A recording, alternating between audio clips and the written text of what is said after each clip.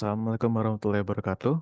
Perkenalkan, nama saya Muhammad Haris Rahman dari kelompok 7 dengan NIM 11012002115. Di sini saya akan mempresentasikan hasil dari perancangan simulasi antena microstrip dari tugas besar antena dan propagasi. Di sini ada anggota dari kelompok 7. Yang pertama ada saya sendiri, Muhammad Haris Rahman dengan NIM 110120215. Lalu ada tiga teman saya, yaitu ada Muhammad Adam Majid, ada Faisal Yusuf Bakir, dan juga ada Hieronymus Mahuputra Korban.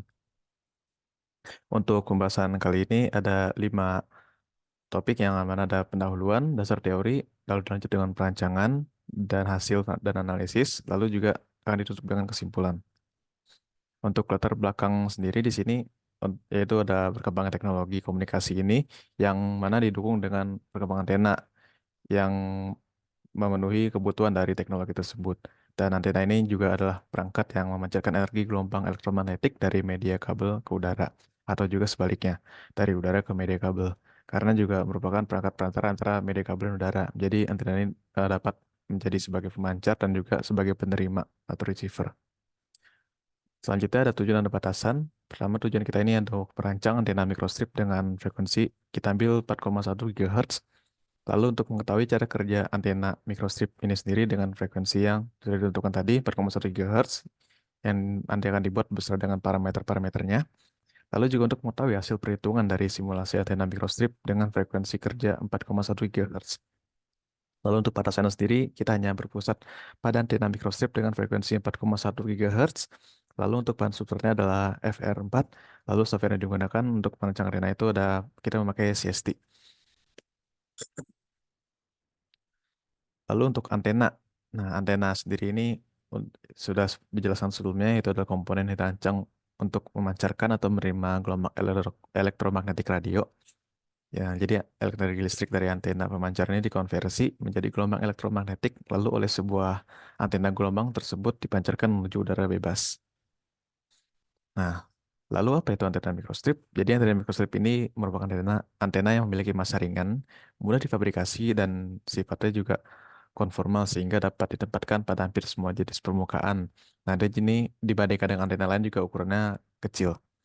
Nah, untuk komponennya dari antena microstrip ini sendiri dapat lihat pada gambar. Ya, ini di atasnya ada patch, lalu di setengah di sini ada substrat dieelektrik, lalu untuk terakhir ada ground plane-nya.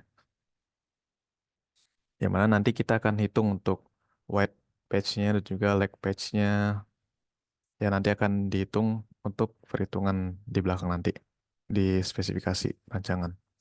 Lalu untuk parameter antena sendiri sini ada 6, yang mana pertama ada return loss, bandwidth, VSVR, pola radiasi, gain, dan polarisasi. Untuk return loss, ini pertama adalah parameter yang mengukur sejauh mana daya dipantulkan kembali ke sumber saat sinyal melewati antena. Jadi dalam konteks parameter antena ini, return loss ini merujuk sebagai magnitudo daya yang dipantulkan kembali ke dari antena ke sirkuit pemancarnya.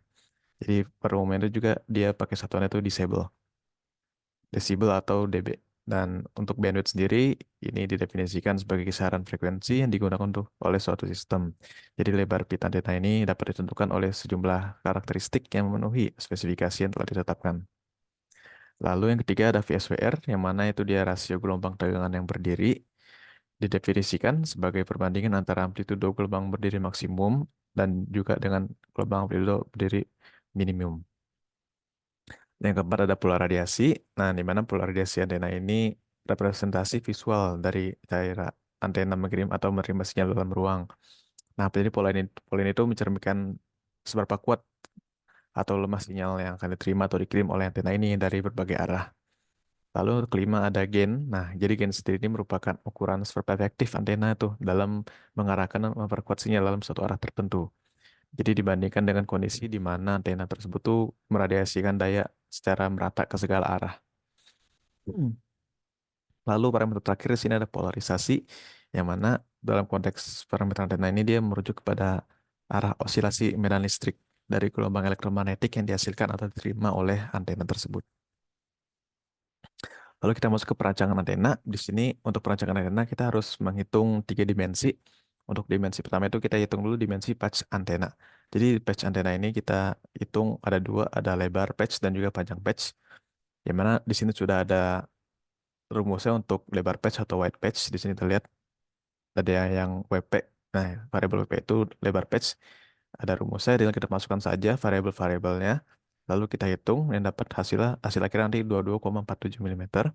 Lalu untuk panjang patch sendiri atau long patch ini kita tulis sebagai LP di sini variabelnya. Hmm. Nanti ada rumusnya. Yang mana nanti kita akan menghitung dulu.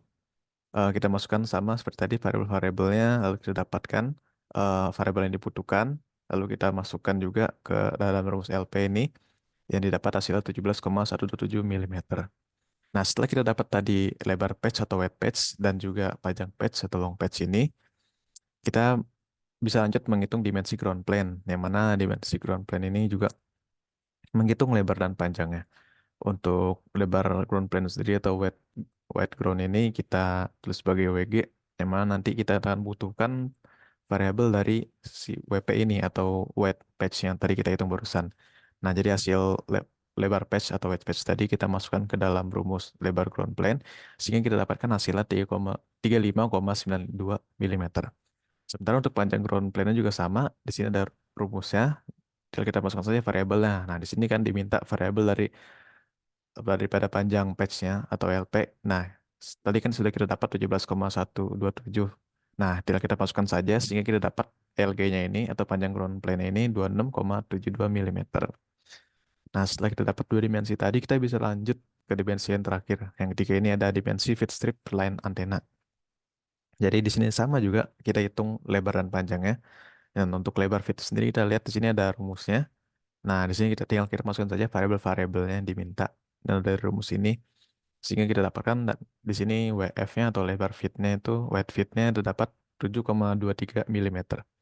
Lalu untuk panjang feed sendiri, nah ini kita tulis di sini tuh LF, ini kita dapatkan 9,09 mm. Nah, setelah kita dapat ketiga dimensi tadi, baik panjang dan juga lebarnya, nah kita masukkan dulu, kita rangkum dulu di sini dalam tabel ini, parameter-parameter ini. Jadi tadi kita dapat lebar patch sudah 22,47 mm, panjang patch-nya 17,127 mm, lebar ground plane-nya kita dapat 35,92, panjang ground plane-nya 26,72, lebar strip line 7,23, lalu panjang strip line 9,09, dan juga ada di sini juga ada tebal substrate-nya 1,6 mm, permitivitas substrate-nya 4,3, dan juga tebal konduktornya 0,035 mm. Nah, jadi parameter-parameter ini parameter awal yang belum dioptimasi.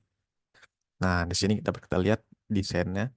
Ini desain awal. Nah, jadi kit- kita lihat di bawah sini ada value-nya. Nah, value ini kita pakai value dari parameter yang belum dioptimasi. Nah, parameter yang tadi ini.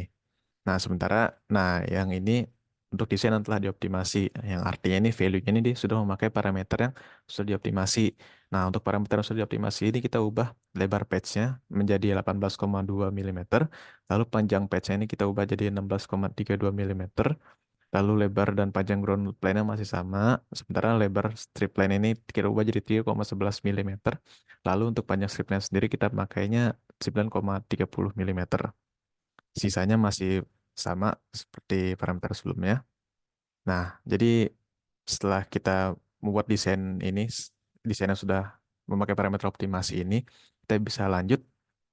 Nah, ini desain yang sudah disimulasikan. Nah, kita dapat lihat di sini ada return loss-nya. Nah, jadi dapat kita lihat juga di sini ada return loss-nya ini minus 6,35439988.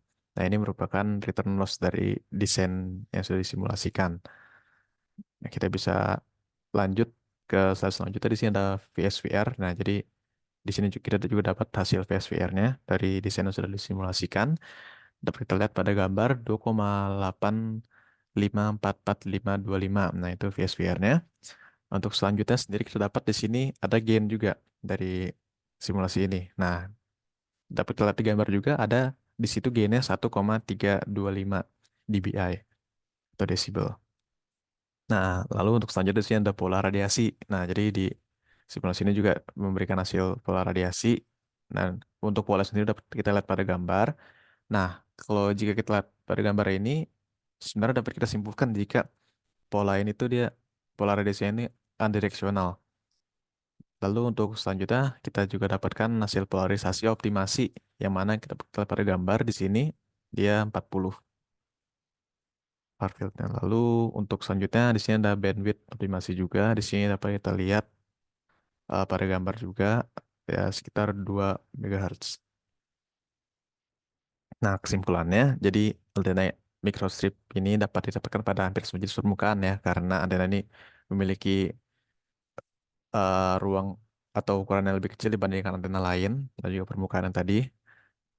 Lalu juga untuk hasil perhitungannya sendiri juga sudah kita bahas tadi untuk hasil dari simulasinya. Ada return loss tadi minus 6,354, lalu juga ada VSWR-nya sebesar 2,854. Lalu kita juga dapat nilai gain-nya itu juga 1,325 desibel dan juga bandwidth-nya itu jadi sebesar 2 MHz. Dan untuk pola radiasi tadi juga sudah kita simpulkan bahwa pola itu unidireksional. Nah, lalu sudah sekian presentasi dari saya. Kurang lebih mohon maaf. Assalamualaikum warahmatullahi wabarakatuh.